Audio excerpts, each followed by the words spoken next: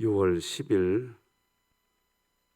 금요일 새벽 예배 다 함께 사도신경 하심으로 하나님께 올려드리겠습니다.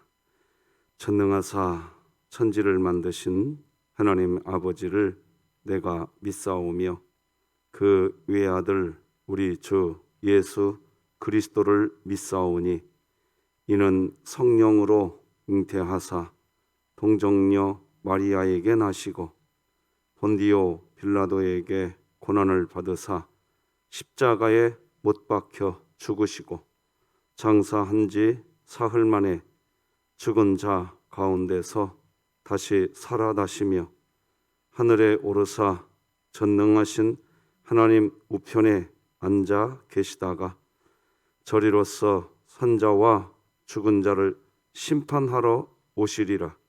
성령을 믿사오며 거룩한 공회와 성도가 서로 교통하는 것과 죄를 사하여 주시는 것과 몸이 다시 사는 것과 영원히 사는 것을 믿사옵나이다. 아멘. 찬송가 212장 하나님께 드리겠습니다.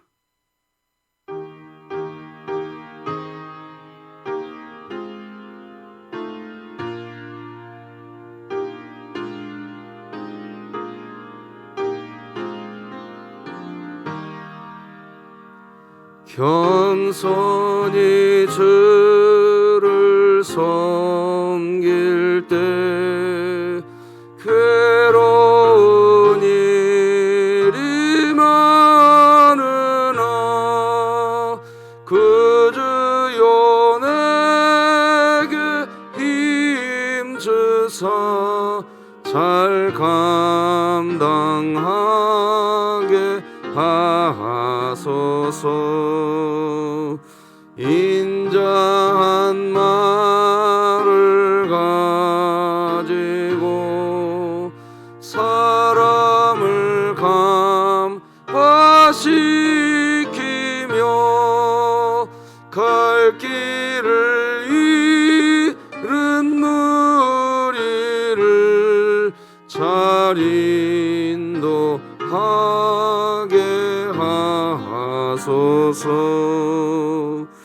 구주의 귀한 인내를 깨달아 알게 하시고 굳건한 믿음 주셔서 늘 승리하게 하소서. 장래의 영광 비추사 소망이 되게 하시며 구주와 함께 살면서 참 평강 얻게 하소서. 아멘.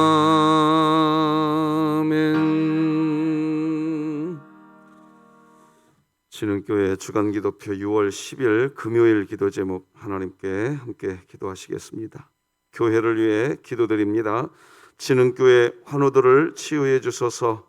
강은엽 협동안 수집사, 김강민 어린이, 김원복 은퇴한 수집사, 김은순 권사, 김일교 원로 목사, 김종순 성도, 박복성 명예권사, 박정분 은퇴권사, 박형용 안수집사, 배효덕 은퇴권사, 신명자 집사, 안정순 성도, 이순자 집사, 특히 방사선 치료 전문의 표용렬 교수의 손길을 통해 3차 방사선 치료를 받는 김일남 성도의 암세포 조직이 사라지게 하시고 하나님의 능력으로 치유하사 2022년 복음을 전수하는 가정을 세우는 교회가 되게 하소서. 이웃을 위해 기도합니다.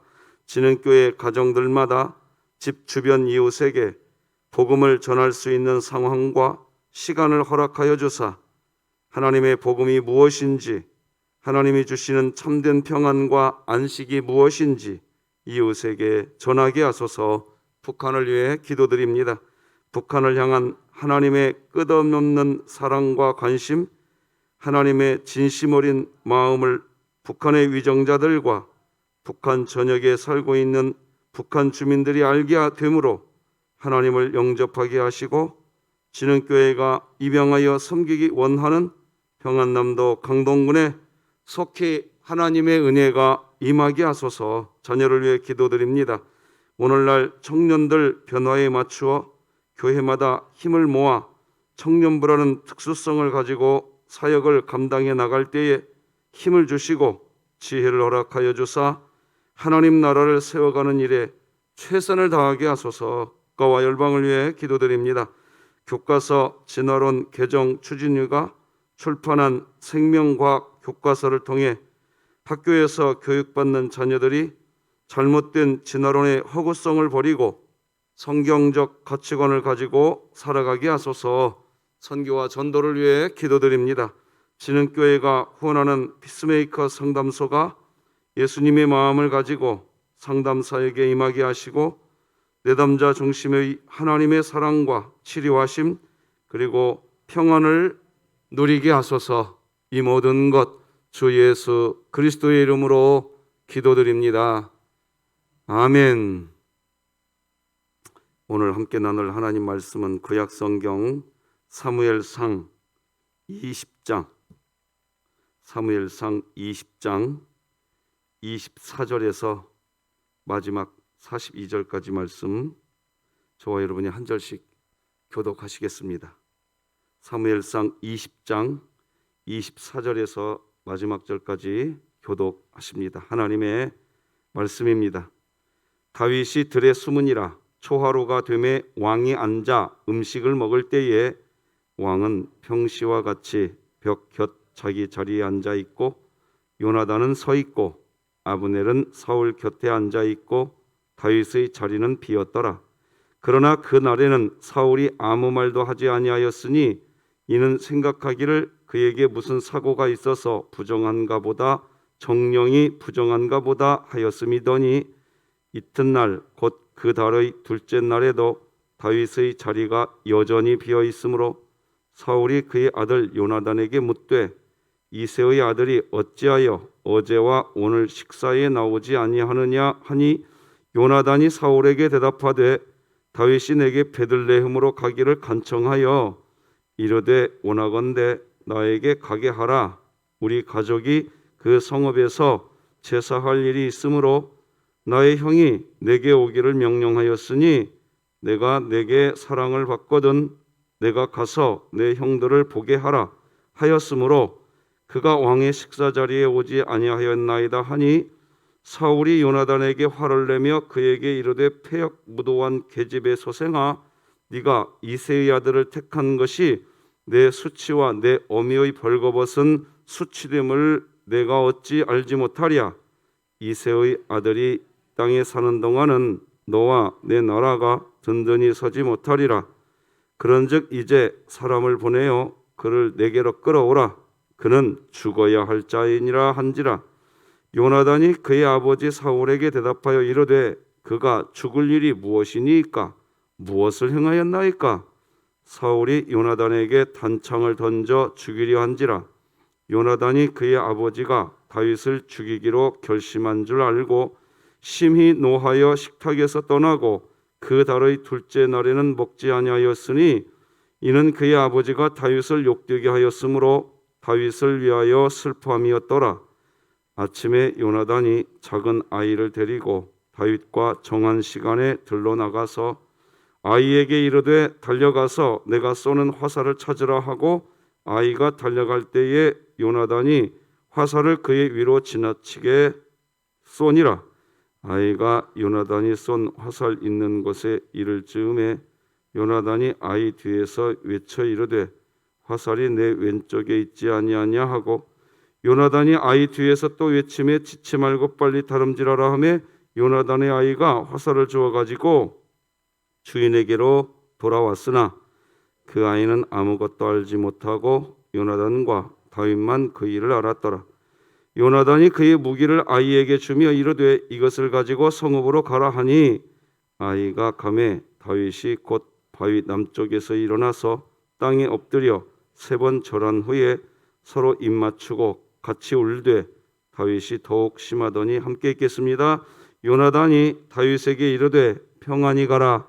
우리 두 사람이 여호와의 이름으로 맹세하여 이르기를 여호와께서 영원히 너와 너 사이에 계시고 내 자손과 내 자손 사이에 계시리라 하였느니라 하니 다윗은 일어나 떠나고 요나단은 성읍으로 들어가니라. 아멘. 자, 간밤에 잘 주무셨습니까? 어느덧 또 한 주간의 금요일이 왔습니다. 오늘도 같이 외치고 말씀 나누십시다. 시작. 하나님, 제가 예배자입니다. 공동체여 다시 일어나라. 아멘. 오늘은 분노를 다스리라 이런 제목으로 말씀 나누십시다. 다윗은 지금 숨어 있습니다. 어디에 숨어 있는 거 하니까 들판에 숨어 있는 겁니다. 다윗이 숨어 있을 수밖에 없는 거죠.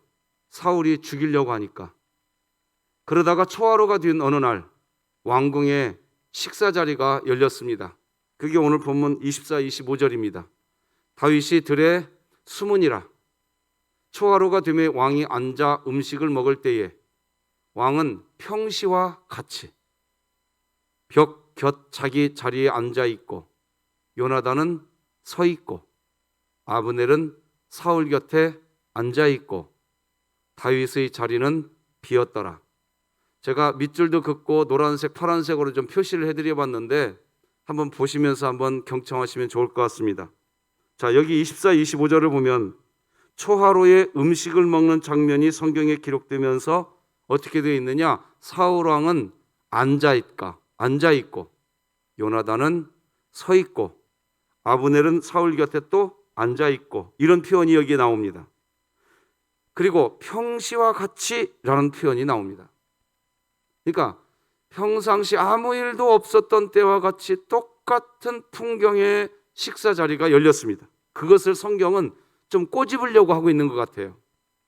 그런데 그러고 있는데 이 말씀 맨 앞부분에 다윗은 들에 숨으니라 이렇게 해놓고 평상시 똑같이 먹고 있는 식사 자리의 풍경을 설명하는 맨 마지막 자리에 다윗의 자리는 비었더라 이렇게 되어 있습니다. 그러니까 사실은 이걸 액자 기법이라고 하는데 다윗이 앞쪽에 다윗의 상황을 앞쪽에 기록해 놓고 또다시 다윗의 상황을 뒤쪽에 기록해 놓은 겁니다. 액자 틀처럼. 그리고 그 속에 사울과 요나단과 아브넬의 식사 자리, 평소와 똑같이 식사하고 있는 식사 자리 풍경을 그려 놓았습니다. 평소와 같으면 사실은 다윗도 이 식사 자리에 있었어야 했던 사람이었습니다. 그런데 함께 해야 할 다윗은 지금 그 식사 자리에 없습니다. 이유는 뭐냐? 그 식사 자리에 있는 어떤 사람 때문에. 지금 그 식사 자리에 있는 어떤 사람이 다윗을 죽이려고 하거든요. 그래서 다윗이 거기 못 간 겁니다.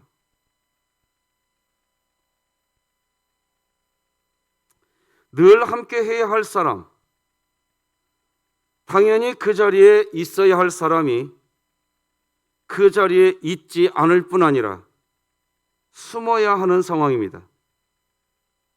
그런데 그 자리에서 함께 식사하던 사람들, 그 사람들은 여전히 동일한 자리에서 평상시와 똑같이 식사하고 있습니다.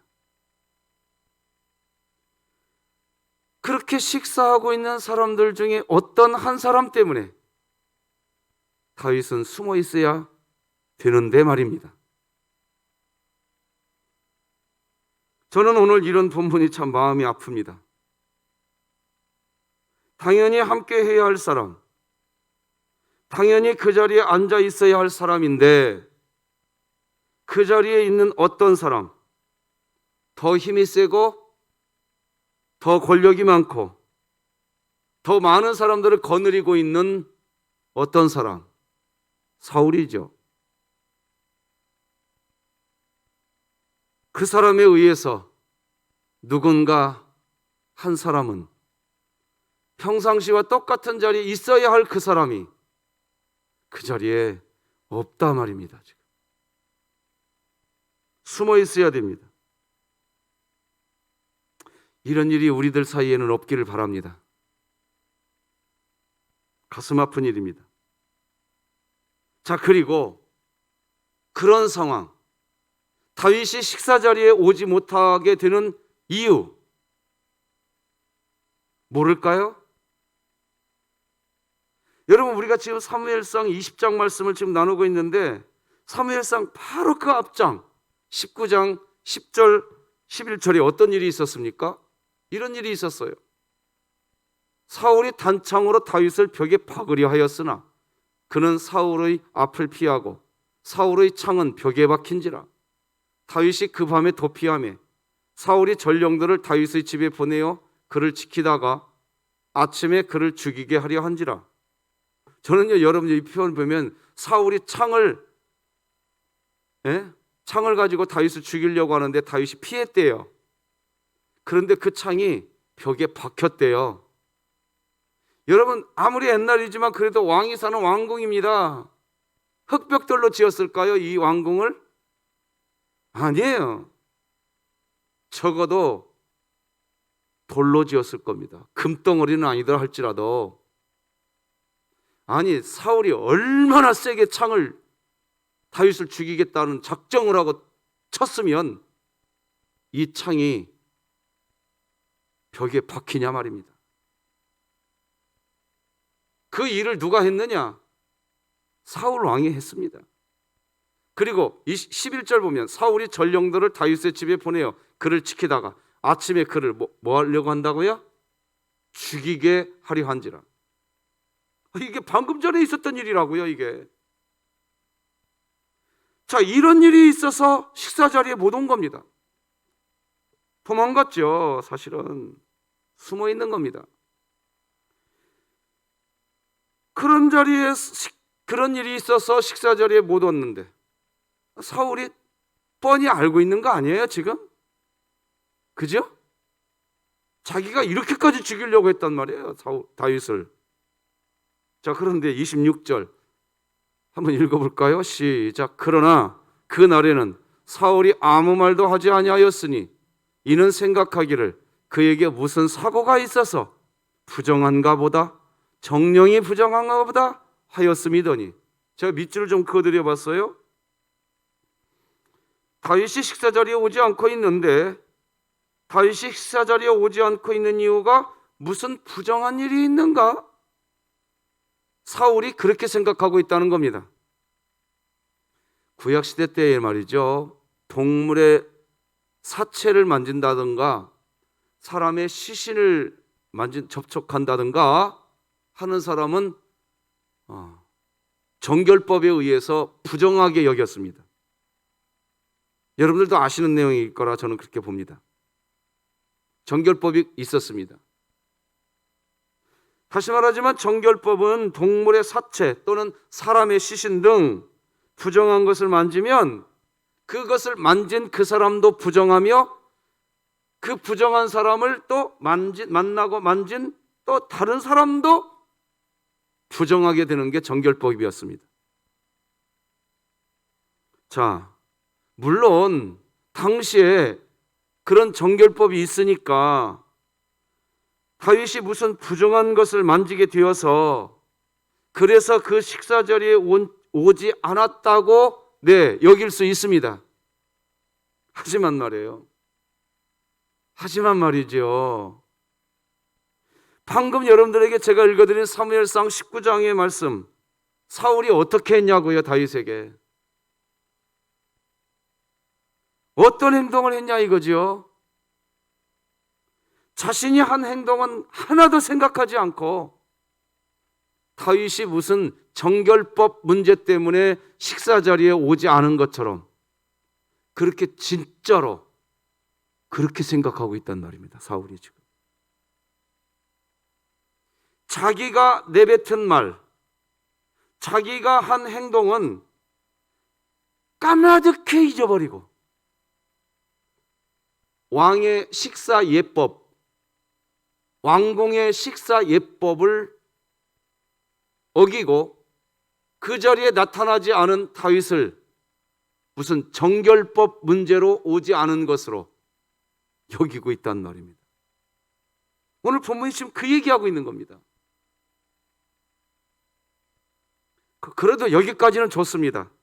바로 이어지는 27절입니다. 한번 읽어볼까요? 이튿날 시작. 이튿날 곧 그 달의 둘째 날에도 다윗의 자리가 여전히 비었으므로 사울이 그의 아들 요나단에게 묻되 이새의 아들이 어찌하여 어제와 오늘 식사에 나오지 아니하느냐 하니, 여기 27절 우리말 성경 번역이 좀 완곡하게 표현되어서 그렇지요. 식사 자리에 오지 않자 어찌하여 어제와 오늘 식사에 나오지 않았느냐, 이 히브리어 원문을 가만히 분석해 보니까요, 여기에는 분노의 마음이 들어 있습니다. 사울의 마음에 분노의 마음이 있는 겁니다. 지금.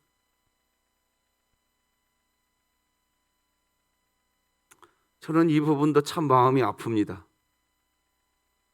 물론 나라의 어떤 법상, 왕궁 식사 예법상 왕의 식사 자리 예법, 그 식사 자리에 와야 할 신하, 오지 않은 것에 대한 반응, 오늘 본문의 반응이라고 해석할 수 있습니다. 하지만 그렇다고 해도 지금 사울 왕 앞에서 다윗은 목숨이 왔다 갔다 하고 있는 상황이란 말이에요. 다윗에게는 그 식사 예법 하나 지키겠다고 까딱하면 목이 떨어질 수 있는 상황이란 말입니다. 그래서 다윗은 그 상황을 이미 파악했기에 요나단과 군호를 짠 거 아닙니까? 지금 그 식사 자리에 갈 수가 없는 거예요. 위험해서. 그 위험한 상황을 누가 만들어 놨느냐? 사울이 그렇게 만들어 놨어요. 그래서 피신한 거 아닙니까? 그래서 오늘 본문이 참 마음이 아픕니다. 자신의 마음 안에 여전히 다윗을 죽이려고 하는 마음이 충만하면서 지금 다윗이 이틀 연속 식사 자리에 오지 않았다고 해서 식사 예법을 어겼다고 기분이 상하여 어디에 갔느냐고 분노하며 묻고 있는 겁니다. 저는 이런 상황이 참 마음이 아픕니다. 여러분들도 그럴 것 같아요. 어쨌든 그렇게 요나단에게 물었어요. 다윗이 어디 갔냐. 그때 요나단은 이제 다윗과 군호를 짠 대로 이야기하죠. 베들레헴 자기 집에 가서 제사하러 갔나이다. 28절 29절 읽어드려 보겠습니다. 요나단이 사울에게 대답하되 다윗이 내게 베들레헴으로 가기를 간청하여 이르되 원하건대 나에게 가게 하라. 우리 가족이 그 성읍에서 제사할 일이 있으므로 나의 형이 내게 오기를 명령하였으니 내가 내게 사랑을 받거든 내가 가서 내 형들을 보게 하라 하였으므로 그가 왕의 식사 자리에 오지 아니하였나이다 하니, 이게 사실은 다윗이 지금 베들레헴에 갔어요? 아니에요. 들판에 숨어 있는 겁니다. 지금 다윗은. 어쨌든 요나단이 이런 식으로 다윗을 좀 옹호하는 입장에서 대답을 해줬습니다. 그러자 그 말을 들은 사울의 반응, 폭발을 합니다. 이제 30절 같이 한번 읽어볼까요? 시작. 사울이 요나단에게 화를 내며 그에게 이르되 패역 무도한 계집의 소생아, 네가 이새의 아들을 택한 것이 네 수치와 네 어미의 벌거벗은 수치됨을 내가 어찌 알지 못하랴. 사울이 요나단에게 화를 내는 것을 보면요, 지금 정말 입에 담으면 안 되는 욕을 합니다. 지금 패역 무도한 계집의 소생아, 네가 이새의 아들을 택한 것이 네 수치와 네 어미의 벌거벗은 수치됨을 내가 어찌 알지 못하랴. 이렇게 욕을 합니다. 여러분, 여기 패역 무도한 계집의 소생아, 이것도 원문을 이렇게 살펴보니까 이런 내용이 담겨 있더라고요. 이 원문 속에 이 사생자의 아들로마, 이게 사생자의 아들로마, 이 말은 그 당시 구역작 표 오늘날로 그대로 끄집어 보면 무슨 말이냐, 이런 창녀의 아들아, 이런 표현이더라고요. 요나단의 어머니 이름이 아비노암입니다. 그 말은 즉 사울 자신의 아내입니다. 아내. 아비노암은 창녀가 아니에요. 그런데 지금 뭐라고 표현합니까? 여러분, 우리가요, 분노가 치밀어 올라서 예를 들어서 부부싸움을 할 때에 서로 상대방 아내의 남편의 족보 들먹이면 됩니까? 안 됩니까? 아무리 화가 나도 할 말이 있고 안 할 말이 있는 거죠. 이 말 조심해야 됩니다. 이런 말 하고 있는 저도 그렇고 우리 모두 아무리 화가 나도 부부싸움 할 때 상대방의 족보 꺼내면 안 됩니다. 그죠? 지금 사울이 아무리 화가 났다고 해도 이게 할 말입니까, 이게? 그런데 지금 사울은 넘지 말아야 할 선을 그냥 과감하게 넘어가 버립니다. 이 분노 때문에. 여러분, 이 말을 듣고 있는 요나단의 마음은 어떤 마음이었을까요? 그런데 사울의 이 분노는 계속됩니다. 다시 말하면 요나단의 가슴에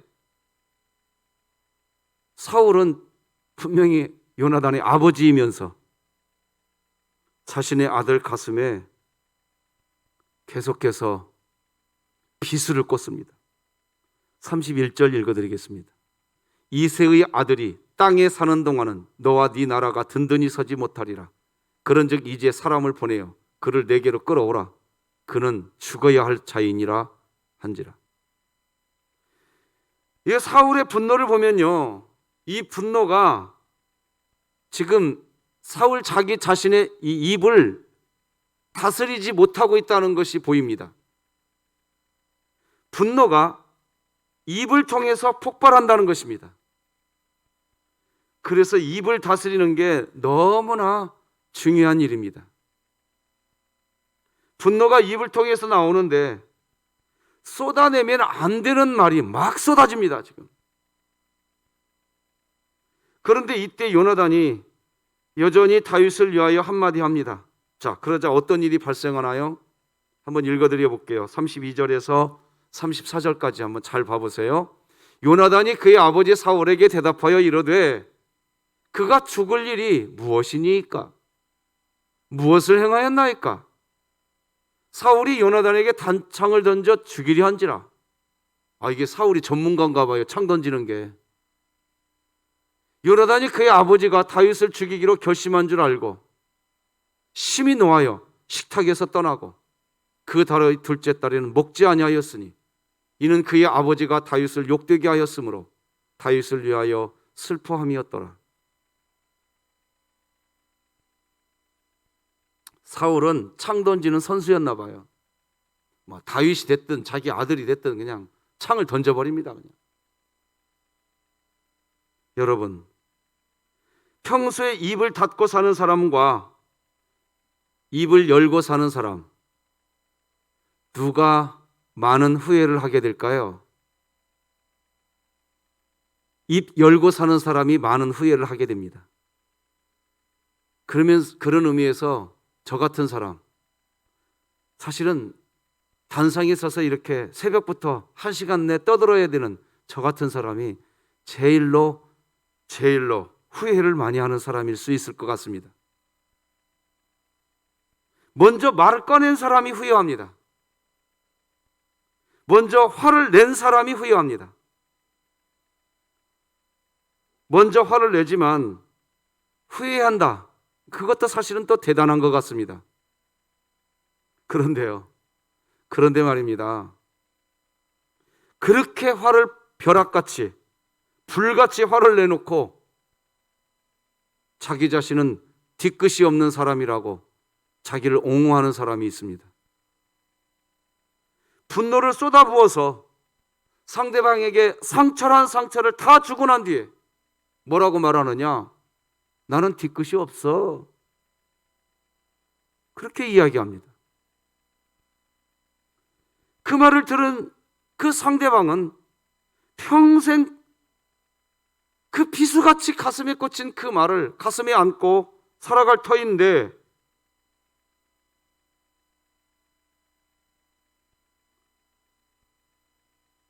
마음이 좀 연약한 사람은요, 지금 막 창을 던지면서 가서 죽어라 이런 식으로 얘기하는 이 말을 들었을 때 이게 평생 잊어질까요? 이게 잊어질까요? 어떻게 생각하십니까? 이게 잊어지겠어요? 그냥 자기 감정대로 다 퍼부어버립니다. 그냥. 그리고 아무 일 없었던 것처럼.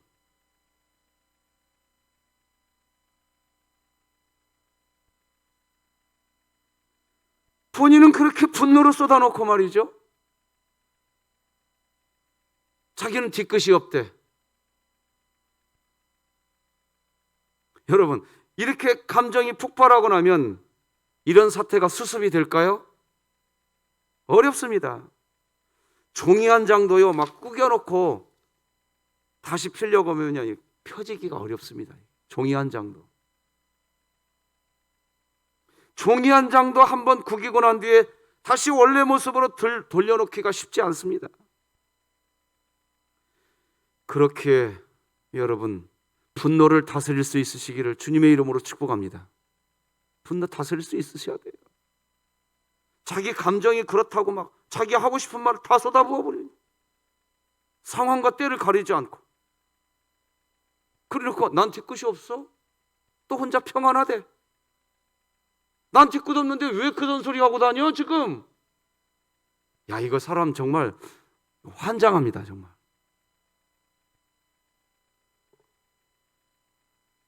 지금 아버지 사울이 아들 요나단을 언어라는 폭력을 사용해서 살인 행위를 하고 있는 겁니다. 그리고서는 사울은 뭐라고 이야기합니까? 아들 요나단을 위해서, 야 요나단, 내가 너를 위해서 하는 소리야. 여러분, 제가 31절을 밑줄을 그어드렸으니까 다시 한번 잘 보십시오. 이새의 아들이 땅에 사는 동안은 너와 네 나라가 든든히 서지 못하리라. 지금 이게 사울이 요나단에게 하고 있는 말이거든요.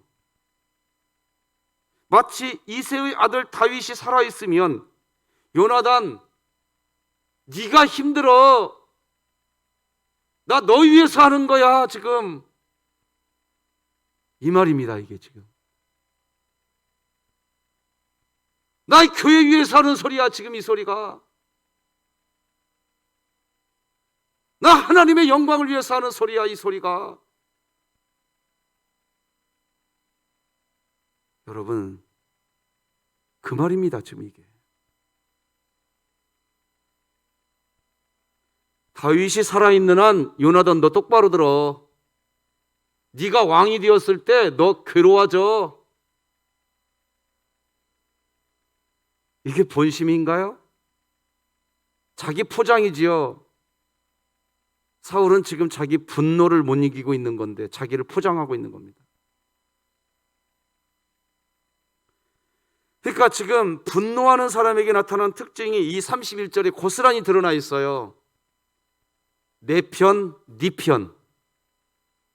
분노하는 사람은 반드시 편가르기 합니다. 다윗은 요나단 너 잘 들어. 네 편 삼으면 안 돼. 너 발등 찍혀. 편가르기 하고 있습니다. 그래서 분노가 무서운 겁니다. 이런 말이 있어요. 사단 마귀는 개인의 분노를 부추기지만 정치꾼들은 민족적인 분노를 부추긴다. 이 말이 좀 이해되시는지 되실 거예요 아마. 여러분들 우리가 보잖아요 요즘에도. 독일의 히틀러가 말이에요, 정치꾼이었어요. 정치인이 아니었어요. 정치꾼이었어요. 독일인들의 가슴에 유대인들을 향한 분노의 마음을 막 불지폈어요. 히틀러가 독일인들 마음에 유대인들을 향한 분노의 감정을 막 불지폈다고요. 그래놓고 유대인들을 무참히 죽여버렸습니다. 여러분, 레닌이나 스탈린, 정치꾼이었습니다. 가난한 사람들을 부추겨 가지고 말이죠. 이 레닌과 스탈린이 안 그랬습니까? 부르주아 계급, 무슨 계급, 사람들을 편가르게 해서 만들어 놓고 프롤레타리아 계급, 부르주아 계급, 그래 놓고 가난한 사람들을 부추겨서 말입니다. 부자들을 막 공격하게 만들어 놓고, 그게 정의인 것처럼. 다 정치인이 아니라 정치꾼들입니다. 그런 정치꾼이 우리나라에 없었으면 좋겠어요. 막 분노를 일으켜, 그래놓고 표 받아간다고. 정치 현장에는요, 진짜 정치를 하는 정치인이 있는가 하면 정치를 이용하는 정치꾼들이 있습니다. 그들은 늘 분노를 일으킵니다. 자기 사람 더 강하게 만들려고 반대편을 향해 분노하게 만듭니다. 이런 정치꾼은 선거 때 뽑지 말아 주십시오. 나라 망합니다. 여러분, 지금 저 크림반도를 중심으로 갈등이 있다가 러시아와 지금 우크라이나가 전쟁 중입니다. 수많은 사람들이 죽어가고 있습니다. 어느 한 사람의 분노 때문에 지금 이 전쟁이 끝나질 않습니다. 지금 물가가 그것으로 인해서 석유값이 올라가고 지금 장보기 물가가 막 천정부지로 올라가고 있습니다. 올해 물가 5%까지는 인상될 거래요. 지금 어려워져 가고 있습니다. 한 사람의 분노가 전 세계를 틀어막고 있는 겁니다. 지금. 분노를 주여 다스리게 하여 주시옵소서. 기도하지 않을 수가 없어요. 전 세계를 향해서 하나님이 지금 메시지를 던지는 것 같아요. 저는 오히려 지금 이 시간 이때에 러시아의 어떤 한 사람을 향해서 우리가 손가락질하고 있을 때가 아니라 하나님께서 왜 이렇게까지 하시나? 전쟁은 하나님께 속한 것이라고 하셨는데 왜 이 전쟁이 멈춰지지 않고 있는가? 하나님이 실수하고 있는 것일까? 나는 그것도 그렇게 생각 안 해요. 여기에도 하나님의 뜻이 있다. 봐라, 분노가 얼마나 무서운 결과를 가져오는지 전 세계인들아 똑똑히 봐라. 하나님이 지금 현장 교육하고 계시는 것 같아요. 그러면서 우크라이나 난민들이 얼마나 많이 죽어가고 있습니다. 어제도 TV 뉴스 보니까 16살짜리 여자애를 말이죠, 러시아 군인들이 강간하고 말이지. 지금 장난이 아닌가요? 이게 말이 됩니까 이게?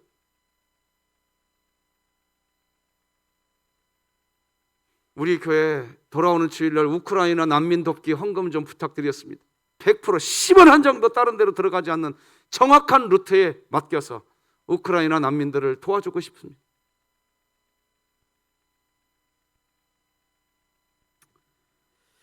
제가 알기로 1939년도에 나온 책 중에 소설책인데요, 분노는 포도처럼, 이런 소설책이 있는데 그 소설책 한 대목에 이런 내용이 있어요. 사람의 영혼은 작은 조각과도 같아서 영혼이 합쳐지지 않으면 인간의 영혼은 아무 의미가 없다. 인간의 영혼은 작은 조각과도 같대요. 그래서 다른 영혼들과 좀 합쳐지지 않으면 아무 의미가 없게 된다는 겁니다. 여러분, 우리가 알아야 됩니다. 분노가 자기 자신을 조각내버리고 분노는 타인과의 관계를 조각내버립니다. 한 번 쏟아진 물을 다시 되돌릴 수 없듯이 한 번 쏟아낸 분노는 깊은 상처를 남기고 맙니다. 물론 용서하면 된다고 이야기합니다. 하지만 용서하지만 말이에요, 용서하지만 완전히 기억을 지울 수가 없습니다. 이 대목에서 우리가 좀 한번 정리하고 갑시다. 용서가 뭐예요? 용서란 다 기억이 됩니다. 여전히 기억하는데 분노하지 않는 것이 용서이고요. 여전히 기억하고 있어요. 다 알고 있어요. 그런데 복수하지 않는 것이 용서이고 여전히 다 기억하고 있어요. 그런데 끝까지 자기 자신을 절제하는 것, 그것이 용서입니다. 이게 용서예요. 우리 서로 오늘 용서하시기 바랍니다. 용서하시기 바랍니다. 내가 내 머릿속에 지금도 생생하게 기억나는데 나보고 용서하라고요, 목사님?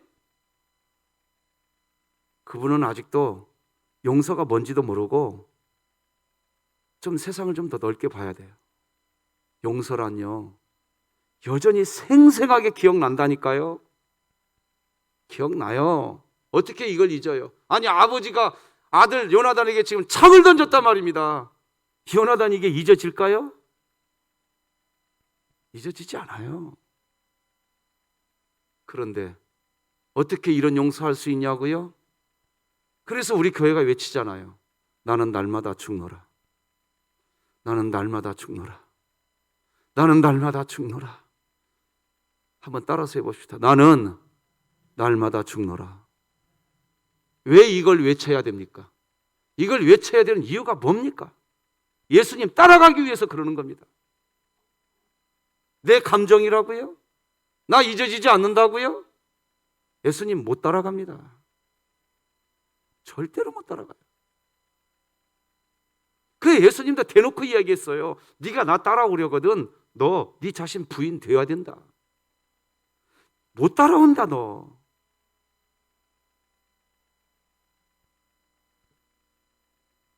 요나단은 잊을 수가 없는 일을 지금 경험한 거지요. 자, 그런데 그런 일을 경험한 요나단이 오늘 본문 42절 다 같이 한번 읽어볼까요? 시작. 요나단이 다윗에게 이르되 평안히 가라. 우리 두 사람이 여호와의 이름으로 맹세하여 이르기를 여호와께서 영원히 너와 너 사이에 계시고 내 자손과 네 자손 사이에 계시리라 하였느니라 하니 다윗은 일어나 떠나고 요나단은 성읍으로 들어가니라. 이때 요나단의 감정이 어땠을까? 42절을 혼자 읽다가 가슴이 뭉클해지고 눈시울이 뜨거워지대요. 참 가슴 아팠겠다, 그런 생각이 듭니다. 그런데 요나단이 끝까지 다윗을 품에 안아줍니다. 참 아름다운 모습입니다. 오늘 우리 교회에 이런 일이 있기를 바랍니다. 예. 여러분의 가정에, 여러분의 사업장에, 직장에서, 우리 교회 안에 가슴이 아픈데 여전히 서로 끌어안아주는 이런 우리 교회가 되었으면 좋겠습니다. 기도하십시다. 하나님 아버지, 감사합니다. 분노를 다스릴 수 있게 하여 주시옵소서. 우리의 입술에 참을성을 채워 주시고, 하나님 나는 오늘 여전히 나는 죽노라.